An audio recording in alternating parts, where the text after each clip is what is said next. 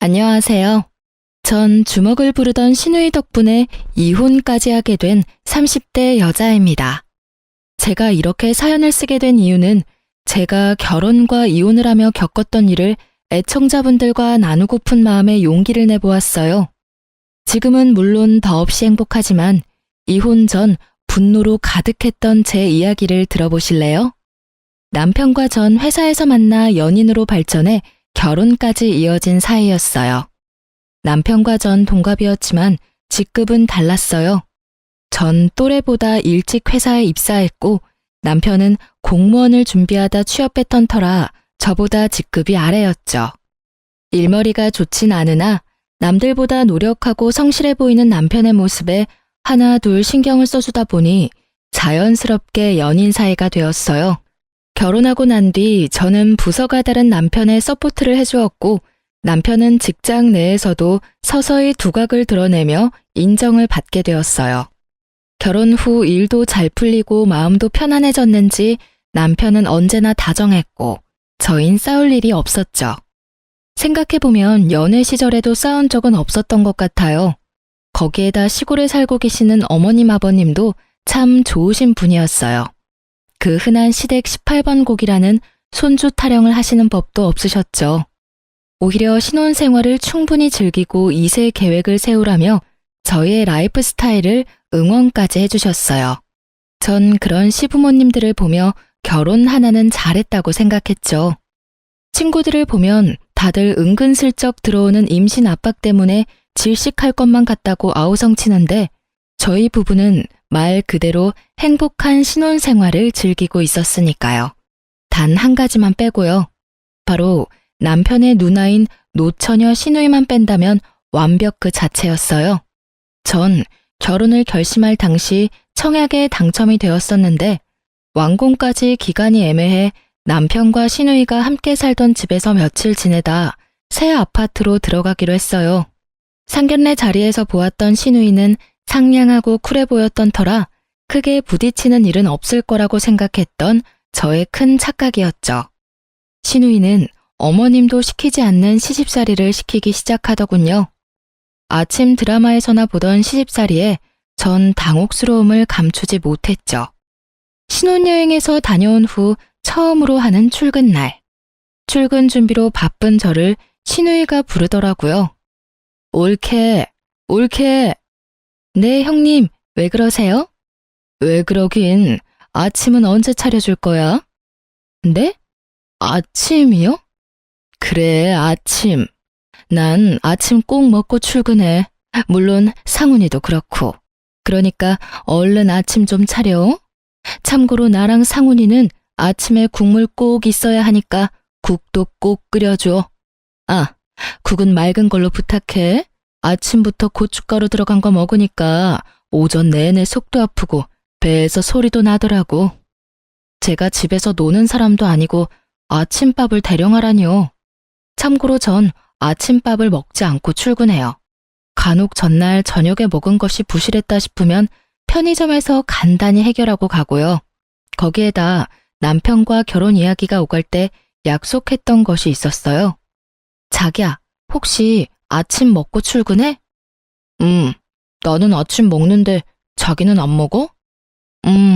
나는 오히려 먹으면 더 불편하더라고. 그래서 말인데 우리 결혼하면 아침은 각자 해결하는 게 어때? 난 아무래도 당신 아침까지 챙길 자신이 없어. 자기도 알다시피 나 아침잠도 많고 아침밥 때문에 스트레스 받기도 싫어. 알겠어. 그까짓 아침 혼자 챙겨 먹으면 되지. 자기가 몰라서 그렇지 나 요리 꽤 잘해. 난 매일 아침 챙겨 먹으니까 혹시라도 당신도 아침 고픈 날이 있으면 나한테 말해. 차리는 김에 당신 것도 차리면 되니까. 이렇게 호언장담하던 남편은 시누이와 저의 사이에서 눈치만을 살피더니 옷도 제대로 갖춰 입지 않고 먼저 출근을 해버리더라고요.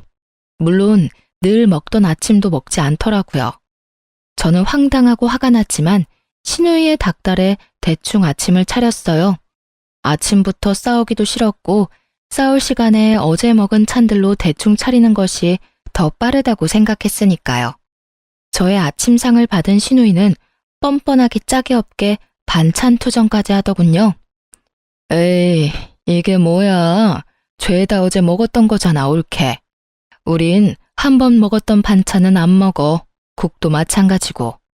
그러니까 내일 아침은 좀 더 일찍 일어나서 차려줘. 아침에 하기 힘들면 자기 전에 만들어 놓고 자든가. 알겠지? 아, 노력해 볼게요. 그럼 저는 출근해 볼게요, 형님. 거기서 더 지체했다간 지각이 뻔했던 저는 대충 받아주고 출근을 했어요. 남편과 부서도 달랐고 저희 둘 다 그간 밀렸던 일 처리를 하느라 바쁜 탓에 회사에서 마주치지 못했어요. 그래서 전 아침에 있었던 일을 깜빡하고 있었죠. 오전 시간이 어떻게 흘러간 것인지 모를 정도로 일 처리를 하다 보니 점심시간이 되었더라고요. 팀원들은 식사를 하러 가고 밀린 업무 때문에 천천히 점심을 즐길 시간이 없었죠. 이런 상황을 대비해 아침에 사두었던 삼각김밥과 커피를 마시며 업무를 보고 있는데 신우이에게 문자가 오더라고요. 옳게, 저녁은 연포탕, 그리고 아침은 콩나물국이 좋겠어. 제 두 눈을 의심했어요. 제가 무슨 입주 가정부도 아니고 이게 무슨 짓일까 싶더라고요. 전 바로 남편에게 연락을 해 당장 저에게로 오라고 했어요. 점심시간이 다 끝나갈 때쯤에 나타난 남편은 배부르게 식사를 마치고 한 손엔 커피까지 들고서 나타났더라고요. 왜 이제 와? 내가 아까 전화해서 빨리 좀 오라고 했잖아. 빨리 오려고 했는데 주문 취소가 안 되잖아. 그래서 다 먹고 오느라 늦었어. 빨리 오려고 한 사람이 커피 살 시간은 있었나 봐? 오는 길에 샀지. 그런데 당신 무슨 일 있어? 왜 이렇게 까칠해? 무슨 일 많지. 왜? 무슨 일인데? 아, 형님 진짜 왜 그러셔? 내가 형님 며느리야? 아침 차리라는 것도 짜증났는데 이것 좀 봐. 나한테 메뉴까지 정해주셨어. 내가 이딴 짓이나 하려고 당신이랑 결혼한 줄 알아? 전 형님의 문자를 남편에게 보여줬고 문자를 본 남편은 곤란하다는 듯 어색한 미소를 보이더라고요. 누나가 너 어릴 때부터 어복 키워서 그래.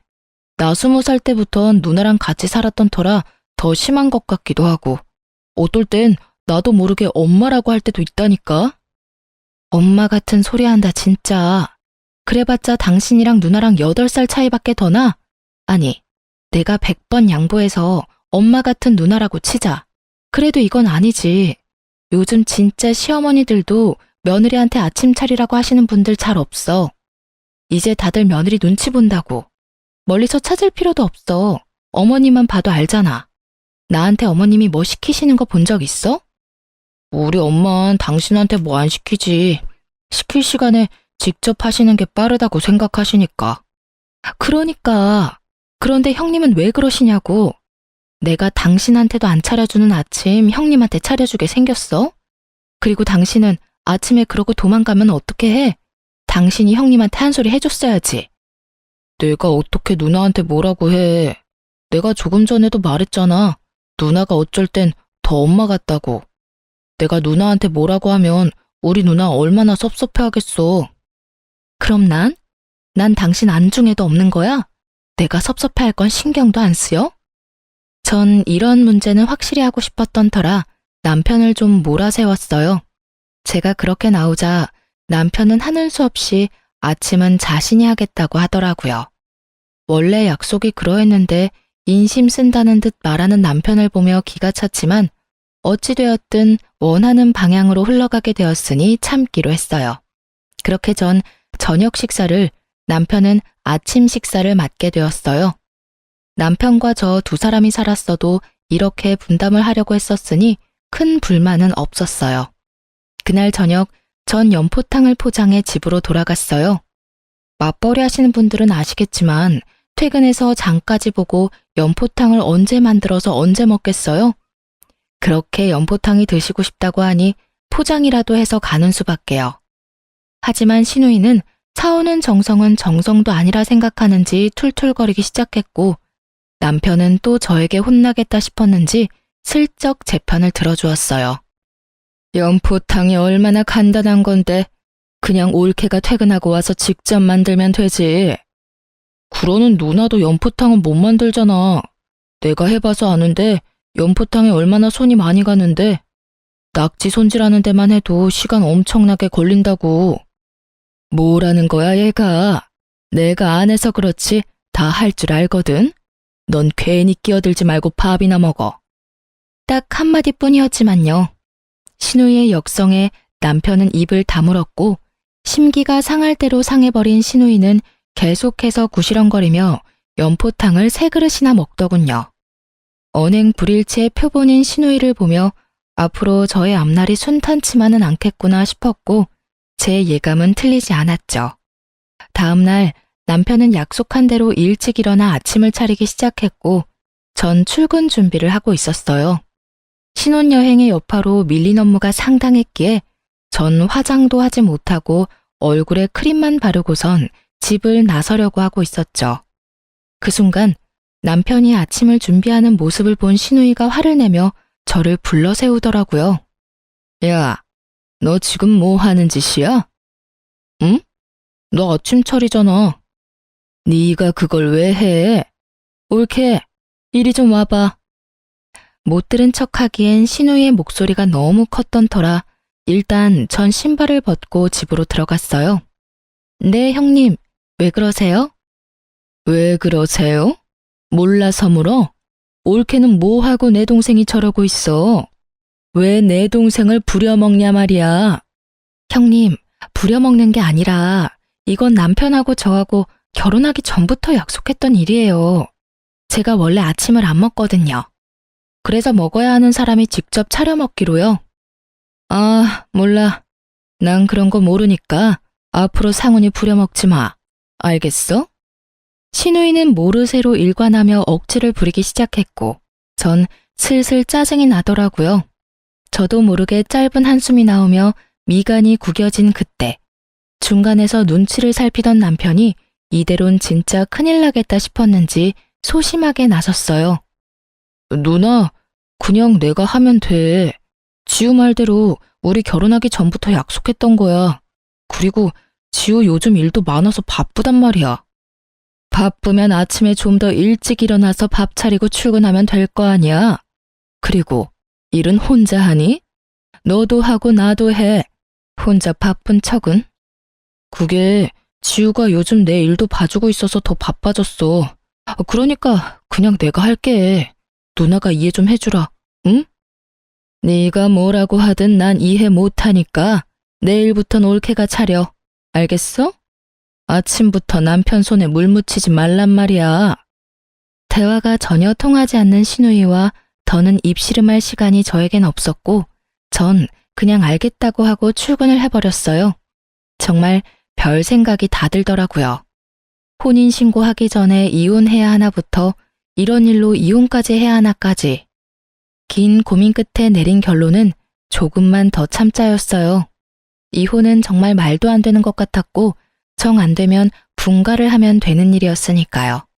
그까지 다침 차려주자 싶었죠. 하지만 신우이는 저의 인내심을 실험이라도 하는 듯 저를 못살게 굴기 시작했어요. 40이 다 되어가는 나이에 어디서 남자를 그렇게 만나는지. 거짓말 조금 보태서 하루 건너 하루씩 남자가 바뀌는데 정말 미칠 것 같았어요.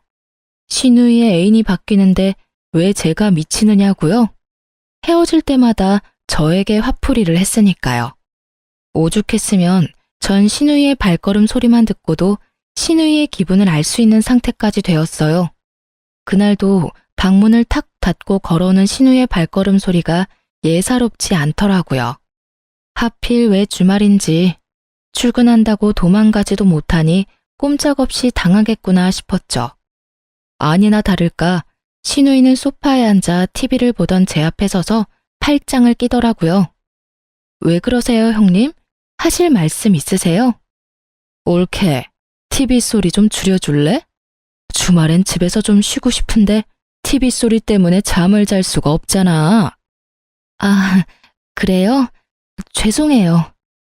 전 또 무슨 트집이 잡힐지 몰라 그냥 사과를 하며 전원을 꺼버렸고 시비가 더 걸고 싶었던 신우는 전원을 껐다고 트집을 잡아댔어요.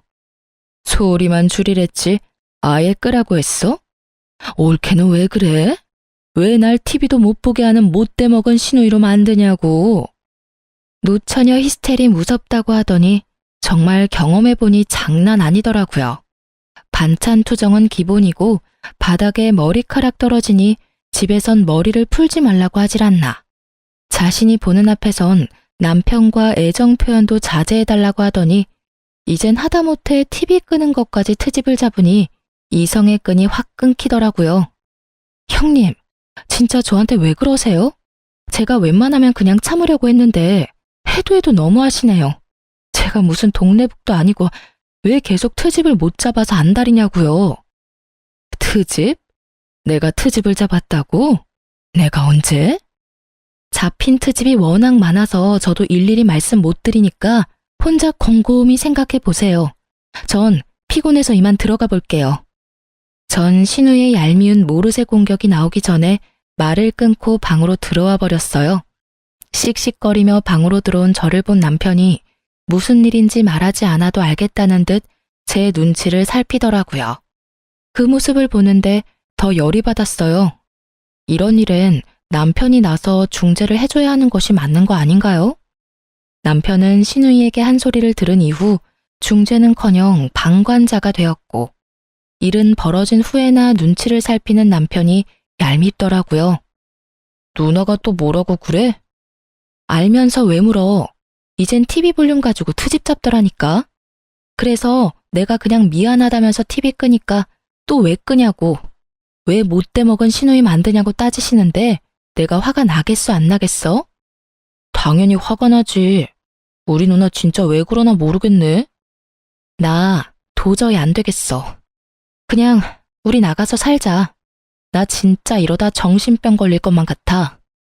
에이, 요즘 월세가 얼만데 당신이 조금만 더 참아주면 안 돼?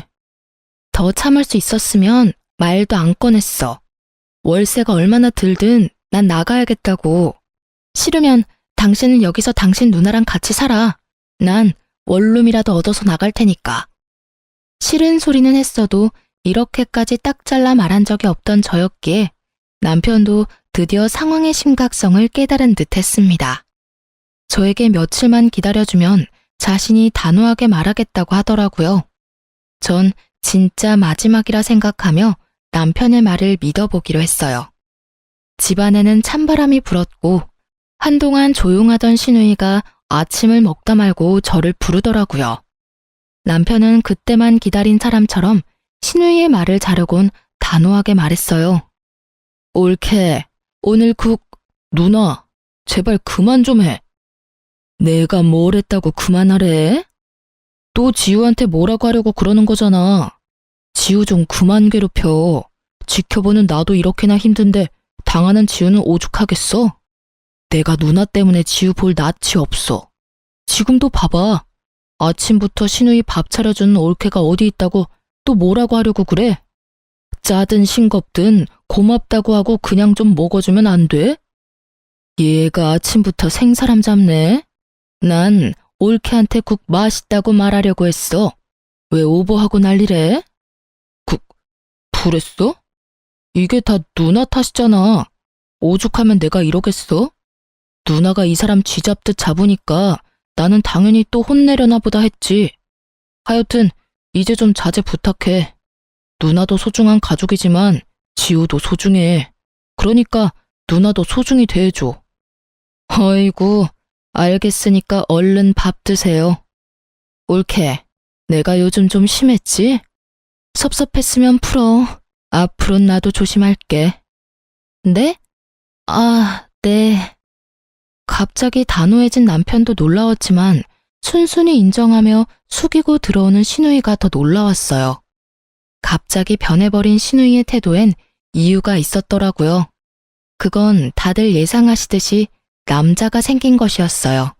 그것도 무려 10살 차이가 나는 남자요. 평소 신우이의 스타일은 문자보단 전화를 선호하는 스타일이었는데 웬일인지 문자를 보고 웃고 있더라고요. 그 모습이 생소해 제가 물었어요. 형님, 무슨 연락이길래 그렇게 웃으세요? 아, 이거? 나 사실 결혼하고 싶은 남자가 생겼어. 정말요? 어떤 남자이길래 우리 형님 마음을 사로잡았대요? 그게 10살 연하야. 네? 10살이요? 와, 어떻게 만나셨는데요? 그게 술집에서 어쩌다 보니 합석하게 돼서 만나게 됐어. 외국에서 일하다가 한국 들어온 지 얼마 안 됐다고 하더라고. 얼굴도 엄청나게 잘생겼다. 완전히 내 이상형에 가까워. 그럼 만난 지 얼마 안 되셨을 텐데 벌써 결혼까지 생각하시는 거예요? 운명인 것 같아. 처음 보는 순간부터 저 남자는 내 남자다 싶더라니까. 만난 지 얼마 되지 않은 연하의 남자와 결혼이라니. 그건 좀 아니지 않나 하는 생각이 들었지만 굳이 입 밖으로 꺼내진 않았어요. 그저 저에게 괜한 불똥만 튀지 않길 바라고 바랄 뿐이었죠. 아파트 입주도 코앞으로 다가왔고 이때껏 버틴 것이 아까워서라도 더는 신우이와 부딪히고 싶지 않았어요. 하지만 신우이는 이런 제 각오를 사뿐히 짓밟더라고요. 트집이 사라진 신우이는 이제 다른 방법으로 제 인내심을 실험하기 시작했어요.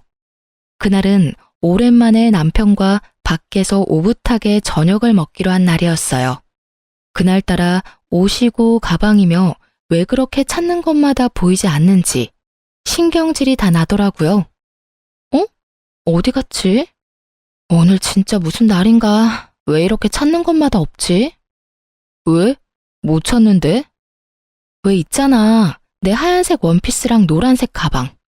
당신이 그거 입었을 때 제일 예쁘다고 해서 오늘 입으려고 했는데 아무리 찾아도 안 보여. 옷하고 가방에 발이 달렸을 리도 없을 텐데 왜 안 보이지? 그러게. 없으면 오늘은 다른 거 입어. 당신은 뭘 입어도 예뻐. 예약 시간은 다가오고 마음은 급해졌어요. 원하는 옷이 보이지 않아 짜증이 났지만 오랜만에 하는 데이트에 더는 기분을 망치고 싶지 않아 다른 옷을 입고 화장대 앞에 앉았어요. 오늘 왜 이러지? 립스틱도 없어. 아끼는 립스틱도 보이지 않자 이상하다는 생각이 확 들더라고요. 혼란에 빠져있는 그때 신우이가 콧노래를 부르며 집으로 들어왔고 전 설마 하는 마음으로 거실로 나갔어요. 정말 설마가 사람을 잡더라고요. 네, 맞습니다. 신우이는 제 옷을 입고 가방을 어깨에 메고선 립스틱까지 가지고 외출했던 것입니다. 물론 저에게 묻지도 않고요. 어떻게 생각하면 별거 아닐 수도 있지만 이때껏 당한 것이 있어서 그런지 눈이 다 뒤집히게 화가 나더라고요. 남편은 어찌할 바를 몰라 발만 동동 굴리며 제 눈치를 보더군요. 전 끓어오르는 화를 최대한 누르고 조심스럽게 말했어요. 형님, 지금 입고 있는 옷, 제 옷 맞을까요? 쇼핑 좀 해야지. 나가려고 보니까 입을 게 마땅치 않아서 올케 옷 좀 빌려 입었어. 옷에 맞는 가방도 없길래 가방도 좀 쓰고. 다음부턴 이러지 말아주세요. 최소한 미리 말씀이라도 해주세요. 저도 오늘 입고 나가려고 했는데 안 보여서 한참을 찾았어요. 부탁 좀 드릴게요. 누가 누구한테 부탁해야 하는 상황인지. 어쨌든 전 최대한 좋게 말하려고 애썼지만 받아들이는 신우이는 그렇지 않았죠. 방귀 낀 놈이 성낸다더니 그 말이 딱 맞더라고요. 신우이는 제 말이 끝나기도 전에 신경질적으로 가방을 내던지고 입고 있던 옷까지 벗는 신용을 하더군요. 남동생이 보고 있었으니 차마 진짜 벗을 수는 없었는지 원피스 뒤 지퍼를 내리다 멈추곤 저에게 고래고래 소리를 질렀습니다. 이까짓 옷이랑 가방 줘도 안 해. 이까짓 거 얼마나 한다고. 제가 어디 가서 할 말 못하고 그런 사람이 전혀 아닌데 너무 황당하니 말문이 턱하고 막히더라고요. 제가 아무 말도 하지 않고 있자 저를 쏘아보던 신우이는 방으로 신경질적으로 들어가 버렸습니다. 폐악에 가까운 신우이를 보고 있자니 남편과 데이트할 마음도 싹 사라졌고 전 그대로 방으로 들어와 깊은 고민에 빠졌어요. 신우년의 머리털을 다 뽑아야 하나 말아야 하느냐는 고민이요. 그런 고민도 잠시 결국 한 번 더 참기로 마음먹었어요. 곧 시집을 간다니 그때까지만 죽은 듯이 참고 살지 싶었네요. 지금 생각하면 그때 머리털을 다 뽑아놨어야 했는데, 그땐 남편을 사랑했기에 더 큰 분란을 만들고 싶지 않은 마음이 더 컸던 것 같아요. 미련스럽고 바보같이 말이에요. 거기에다 남편도 이때까진 저의 마음을 헤아려 주려고 노력했고요. 여보, 내가 당신한테 면목이 없네. 미안해. 내가 대신 사과할게. 정말 미안. 아휴, 당신도 힘들지? 중간에서 두 여자 눈치 살피느라. 나도 당신 생각해서 조금만 더 참자 싶은데 막상 형님 저러는 거 보면 그게 마음처럼 잘 안 돼. 아니야. 당신 오늘 충분히 참았어. 사실 난 아까 누나 들어오는데 당신 옷 입고 가방까지 든 거 보는데 아, 오늘 진짜 큰일 나겠구나 싶었다니까. 그런데 당신이 참는 거 보면서 내가 얼마나 미안하고 고마운지. 다시 한번 미안해, 여보. 그리고 참아줘서 고마워. 내가 우리 둘이 살게 되면 진짜 여왕님처럼 모시고 살게. 이렇게까지 하는 남편을 보니 화도 좀 가라앉는 것 같았어요. 그리고 시누이가 화까지 내며 그렇게 호언장담했으니 다신 제 물건을 건드리는 일은 없겠지 했죠. 그래서 그 이후엔 그런 일이 없었냐고요? 전혀요. 시누이는 정말 제 예상을 훌쩍 뛰어넘는 사람이었어요. 그날 이후부턴 제 눈에 띄지 않게 제 물건을 사용하기 시작했어요. 왜 그런 거 있잖아요.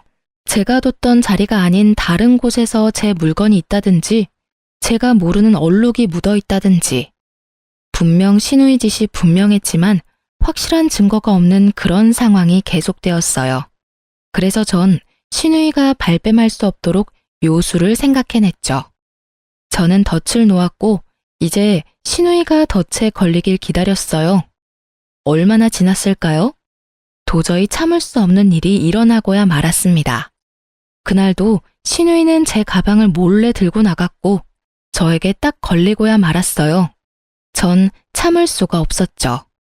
그 가방은 엄마가 결혼할 때 물려주셨던 고가의 명품 가방이었습니다.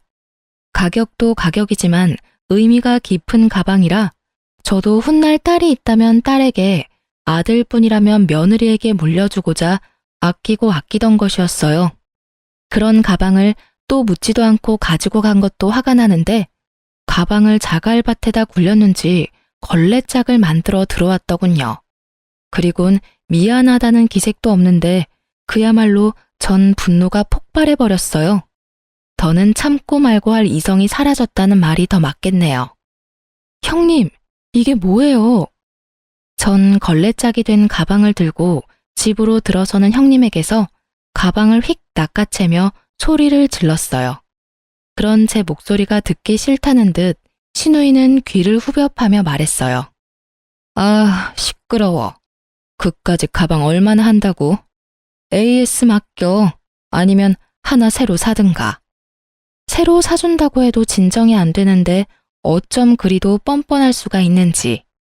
남편은 눈을 질끈 감았고 전 실소가 흘러나왔어요.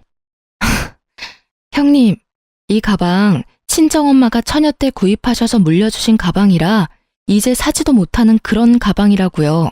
그리고 설사 다시 살 수 있다고 한들 걸레짝 만들어 온 건 형님인데 왜 제가 사요? 형님이 사주셔야죠.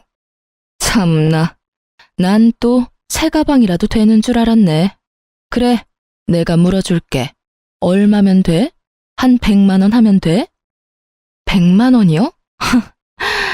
형님이 방금 말씀하셨다시피 그 가방 컨디션이 새 것과 다름없었는데 그게 고작 100만 원일까요?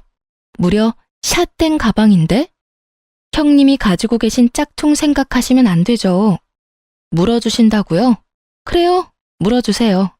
지금 중고 시세로 다 빼고 가방 가격만 받아도 1000만 원은 좋게 넘을 텐데 가족이니까 뒷단위 빼고 1000만 원만 받을게요. 제 계좌 문자로 보낼 테니 당장 입금해 주세요. 뭐? 1000만 원? 옳게 장난해? 지금 제가 장난하는 걸로 보이세요, 형님은? 아, 아니, 그냥 똑같은 S급으로 사면 아무도 모르겠구만. 그리고 그렇게 비싼 가방을 왜 아무렇게 놔둬? 나는 그냥 눈에 보이니까 빌려갔던 거지. 아무렇게나 두다니요. 옷방 제일 깊숙한 곳에 더스트에 박스까지 해서 넣어뒀는데요. 그리고 형님, 입은 삐뚤어졌어도 말은 바로 하셔야죠. 그건 빌린 게 아니고요. 훔쳐 쓰신 거예요. 뭐라고? 훔쳐? 내가 도둑질이라도 했다는 거야? 그럼 이걸 뭐라고 말할 수 있나요? 주인한테 묻지도 않고 남의 물건 막 가지고 가서 쓰는 행동을? 몰래 훔쳐가서 썼으면 깨끗하게라도 쓰시던가. 걸레짝을 만들어서 가지고 왔으면서 어쩜 사과 한마디가 없으세요? 사과는커녕 왜 그렇게 당당하신 거냐고요. 인연이 진짜? 너 말 다 했어? 언성은 높아지고 자칫 몸싸움으로 번질 수도 있는 상황이 되자 도저히 안 되겠는지 남편이 나섰어요. 둘 다 그만 좀 해, 제발. 누나는 당장 이 사람한테 사과해. 그리고 당신도 도둑질이라고 한 건 심했어. 내가 뭐 가족끼리 가방 좀 들고 나간 게 그렇게 큰 죄야? 이 사람이 자기 물건 함부로 쓰는 거 싫다고 말했었잖아. 저번에도 그 난리를 피웠으면서 또 왜 이랬어? 이 사람 말대로 몰래 가지고 나갔으면 깨끗하게 쓰고 뒀어야지. 이게 뭐야? 다 망가뜨려서는. 너까지 이럴 거야? 이깟 가방이 뭐라고 네가 나한테 이럴 수가 있어? 내가 너한테 어떻게 했는데? 너 장가 가더니 변했어. 매번 마누라 편만 들고 내가 너 이럴 때마다 얼마나 섭섭한 줄 알아? 급기야 신우이는 눈물을 짜내기 시작했고 멍청한 남편놈은 신우이 역성을 들기 시작했습니다.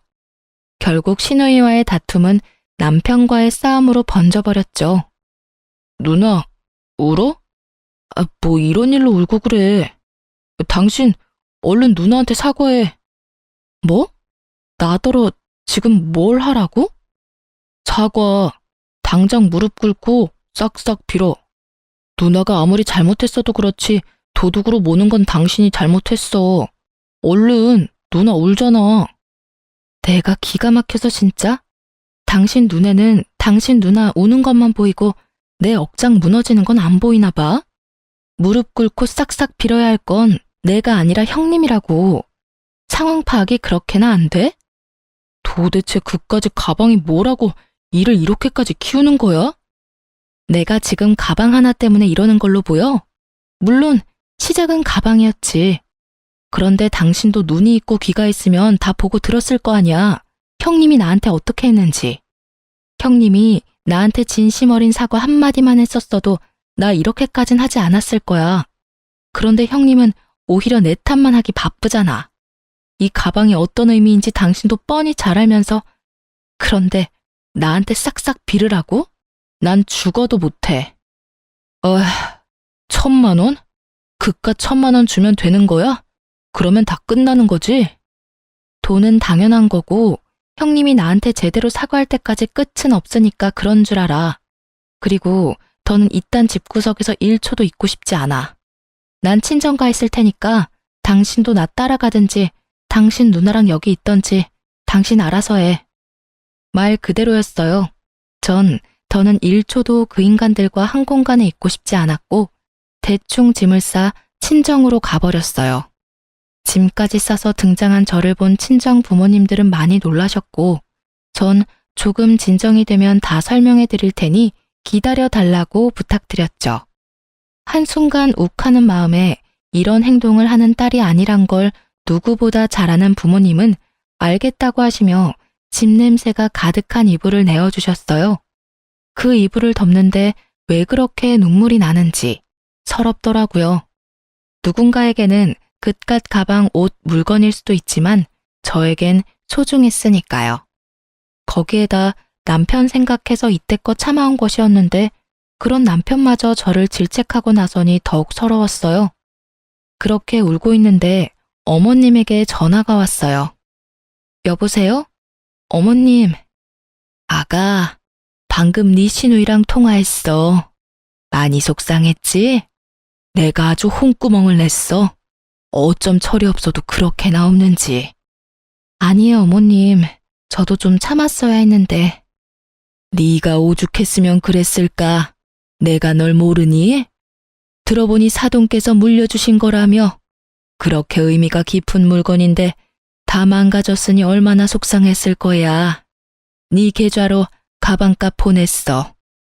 돈으로 해결될 문제가 아니란 걸 잘 알지만 시엠이 마음이라 생각하고 받아. 괜찮아요, 어머님. 한두 푼도 아니고 그 비싼 걸. 한두 푼이 아니니까 더 받아야지. 이런 문제는 확실히 하고 넘어가야 해. 이렇게 한다 해도 네 마음이 완전히 풀리지 않을 거란 걸 잘 안다. 친정에 있다고? 간 김에 푹 쉬어. 네 남편이 싹싹 빌기 전까진 돌아갈 생각도 말고. 알겠니? 감사해요, 어머님. 감사하긴. 내가 미안하구나, 아가. 어머님의 진심 어린 사과에 제 마음속 응어리가 조금은 풀리는 기분이 들었어요. 그 기분도 오래 가진 않았지만요. 며칠 뒤 남편은 친정으로 찾아와 싹싹 빌었고 전 일단 시누이가 기다리는 집으로 돌아갔어요. 저만의 계획이 있었거든요.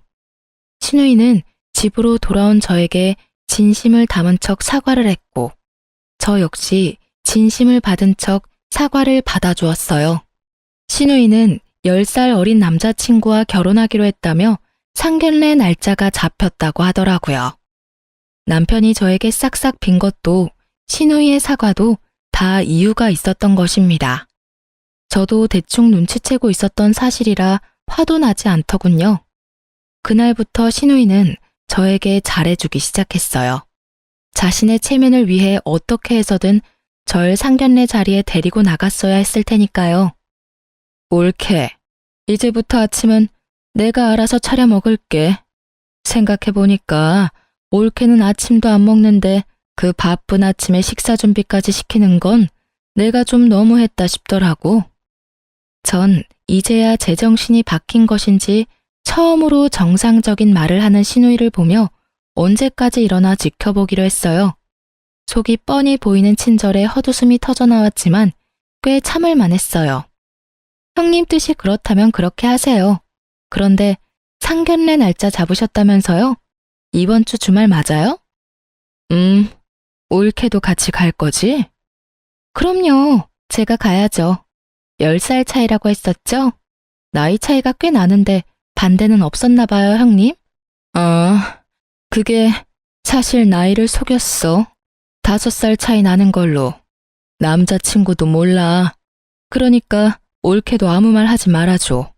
상견례만 무사히 마치면 남자친구한텐 말하긴 할 건데 아직 입이 안 떨어져서 그래. 그것도 그렇고 나 임신했어. 이제 와서 나이 때문에 파혼이라도 당하면 어떡하겠어? 그러니까 옳게 나이 이야긴 하지 말아줘. 알겠지? 아, 네. 나이도 나이지만 임신이라니 아무리 생각해도 석연치 않더라고요. 그래서 전 다음날 급하게 몸이 좋지 않은 척 연차를 냈고 남편과 시누이가 출근하길 기다렸어요. 드디어 두 사람은 출근을 하고 전 집에 혼자 남게 되었어요.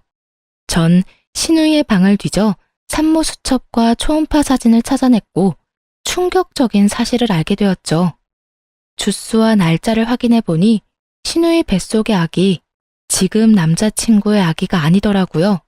분명 전 남자친구의 아기였어요. 참 대단하다 싶었네요. 언젠가는 밝혀질 텐데 겁도 없이 이런 걸 속이다녀. 뒤늦게 안 사실인데 시누이는 전 남자친구와 헤어지고 지금 남자친구와 만날 무렵 이 사실을 알았고 남자친구를 놓치고 싶지 않은 욕심에 이런 엄청난 거짓말을 했다고 하더라고요. 뻔뻔하다고 해야 할지 무섭다고 해야 할지 하여튼 시간은 흘러 주말은 다가왔고 전 평소와는 다르게 힘껏 꾸몄어요. 머리도 하고 메이크업도 받았죠. 아주 값비싼 옷도 한 벌 사 입었네요. 시누이의 상견례 날이 저에게도 중요한 날이었으니까요. 와, 옳게. 다른 사람 같아. 너무 단아하고 고급스러운 게 사모님 같아. 올케 덕분에 내 기가 다 사는데? 고마워, 올케. 이렇게까지 신경 써줘서. 그러게, 당신 오늘 정말 예쁘다. 그래? 그래요? 오늘이 어떤 날인데 제가 신경 써야죠. 어머님, 아버님은 좀 늦으신다던데. 저희 먼저 들어갈까요? 어깨에 힘이 한껏 실린 신우이는 신난 손길로 예약한 방문을 열었고 그곳엔 신우이의 남자친구만 덩그러니 있었어요. 자기야, 언제 왔어? 연락하지. 헉, 그런데 왜 혼자야? 그게 누나가 왜 내 여자친구랑 같이 와? 저를 보며 누나라고 부르는 신우이의 남자친구. 맞습니다. 10살 어린 신우이의 남자친구는 바로 제 친동생이었습니다. 저랑 2살 차이 나는 남동생은 대학교 졸업 후 유명 증권사에 바로 취업이 되었고 해외지사 파견을 받아 이때껏 해외에서 근무하다 국내로 들어온 지 6개월도 채 되지 않았었죠. 남편과 연애할 때도 코로나가 한창 심했을 때라 남편도 동생 얼굴을 보지 못했고 상황이 그러해 제 결혼식에도 물론 오지 못했으니 신우이도 동생인 줄 몰랐던 거죠. 지금 생각하면 신우이에게 참 고마워요. 하필 제가 가장 아끼는 가방을 들고 나가 걸레짝을 만들어주는 바람에 제가 친정으로 갈 수 있었고 친정에서 남동생과 신우이가 함께 찍은 단 한 장의 사진을 조르고 졸라 볼 수 있었으니까요. 평소에 사진 찍는 걸 정말 싫어하는 남동생인데 신우이가 억지로 찍은 사진이라고 하더라고요. 그 점도 얼마나 고마운지. 그 덕분에 제가 이 모든 사실을 미리 알고 계획을 세울 수 있었으니까요. 아, 물론 동생에게도 말하지 않았어요. 미리 알려야 하나 생각도 했지만 신우이가 눈치라도 챈다면 또 무슨 변명을 하며 빠져나갈지 모르는 일이었으니까요. 모든 일은 제 계획대로 되었고 신우이의 표정은 절망 그 자체였어요. 누나라니? 이게 다 무슨 소리야, 올케? 내 남자친구랑 아는 사이야? 네, 형님. 제 남동생이에요. 참, 이런 우연이 다 있네요. 그렇죠, 형님? 올케, 그게 말이야. 아, 진짜 어떡해.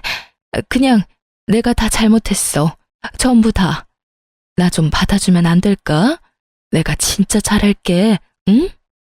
무릎을 꿇고 싹싹 비는 형님과 지금 일어나는 모든 상황이 이해되지 않는 동생. 전 이 모든 상황을 한 번에 정리할 수 있는 증거를 형님에게 던지며 말했어요. 형님 같으면 받아주시겠어요?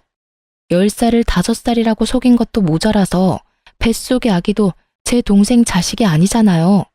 하나부터 10까지 다 거짓말 투성인 형님을 형님 같으면 동생이랑 결혼하게 두겠어요?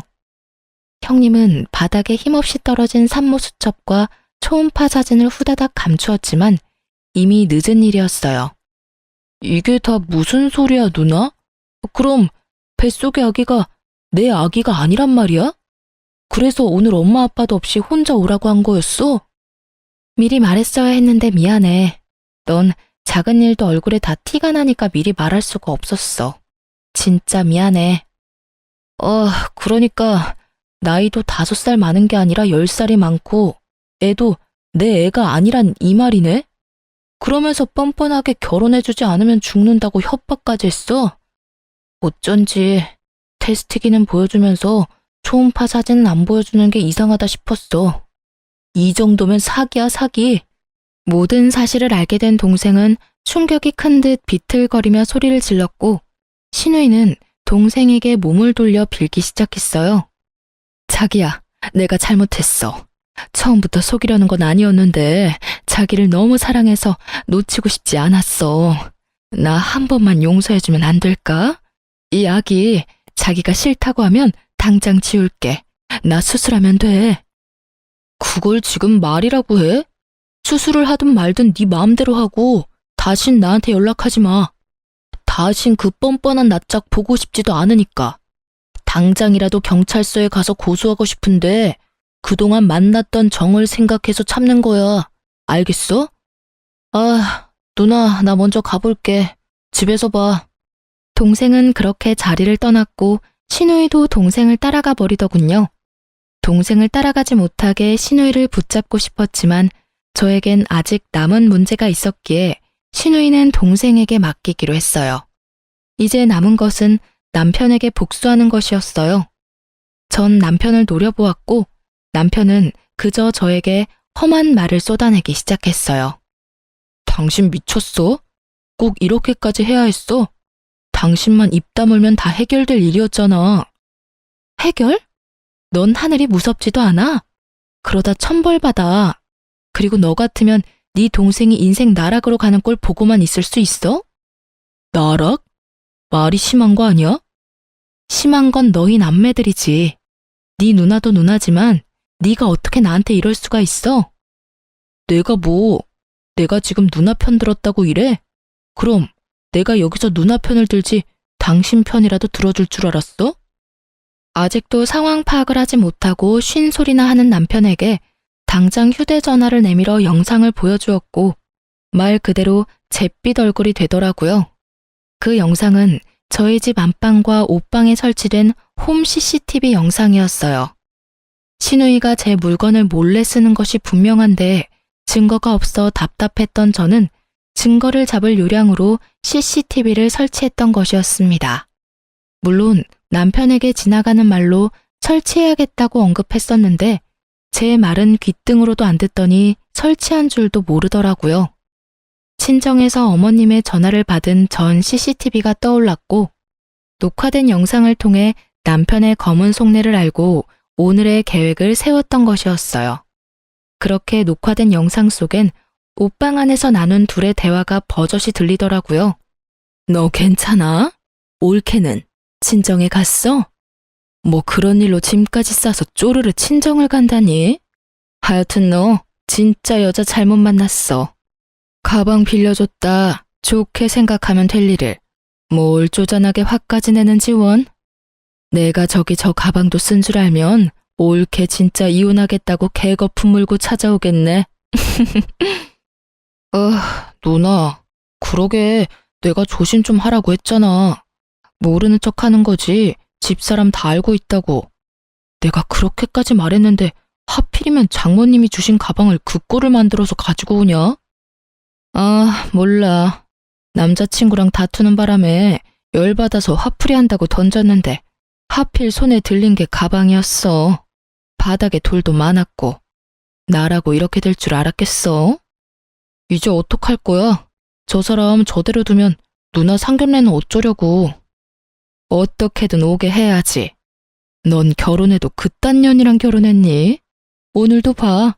이까진 일로 짐 싸서 친정 가는 게 말이나 돼? 그년 때문에 나만 엄마한테 혼났잖아. 나라고 알았겠어. 그렇지 않아도 이번에 회사에서 맡은 프로젝트만 무사히 끝내면 이혼할 거야. 성질머리가 얼마나 더러운지 생각 같아선 당장이라도 이혼하고 싶은데 와이프 도움 없이는 프로젝트 성공리에 끝내기란 불가능에 가까우니 어쩌겠어. 누나 결혼식도 있고.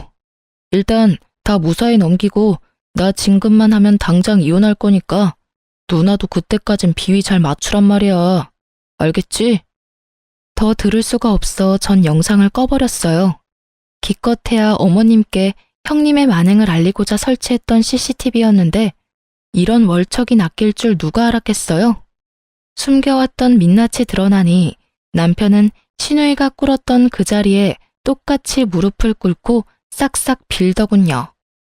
여보, 저 말 다 진담 아닌 거 당신은 알지? 별것도 아닌 일에 당신이 집을 나가버리니까 화가 나기도 했고 누나도 달래줄 겸 그냥 한 말이었어. 진짜 당신하고 이혼할 생각은 전혀 없었다고. 내가 당신을 얼마나 사랑하는데 당신도 잘 알잖아. 사랑 타령을 하는 남편을 보는데 화가 다시 솟구쳐 올랐어요. 저 망설이지 않고 남편의 뺨을 내리쳤습니다. 사랑? 웃기고 있네. 이 와중에도 거짓말을 하고 싶니? 정말 소름 끼친다. 그냥 이혼해 우리. 곧 어머님 아버님 오시지? 영상은 내가 보내드릴 테니까 자세한 설명은 네가 해. 그러면 법원에서 보자. 그렇게 저도 그 자리를 났습니다. 뒤에서 남편의 절규가 들려왔지만 아랑곳하지 않았어요. 이미 제 마음을 떠난 사람이었으니까요. 일말의 감정도 남지 않았죠. 저를 등에 업고 날개를 달려고 했다니 정말 가당치도 않았어요. 그래서 어떻게 됐냐고요? 뻔한 결말이었죠.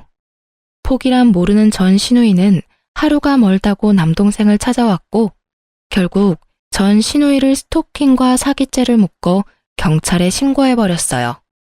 전 당연히 이혼했습니다. 이혼 이후 저의 도움이 사라지자 전 남편 놈의 무능함이 적나라하게 드러나며 부서 사활이 달려있던 일은 그야말로 대실패로 돌아갔어요. 회사 명예를 땅에 떨어뜨린 수준이었고 프로젝트 책임자였던 전 남편은 그에 대한 징계로 권고사직까지 받았고요. 같은 회사에서 어떻게 보고 살아야 하나 고민이 많았는데 얼마나 다행스럽던지 그 후 친정의 모든 사실을 아시게 된 시부모님들이 찾아오셔서 저와 남동생에게 용서를 구하셨어요. 말은 그렇게 했지만 굳이 시부모님들께 녹화 영상을 보내지 않았었는데 도둑이 재발 저린다고 전 신우와 전 남편이 스스로 다 말했던 모양이었어요. 눈물을 훔치시며 용서를 구하시는데 잘못한 것도 없는 제가 다 죄송스러워 혼났네요.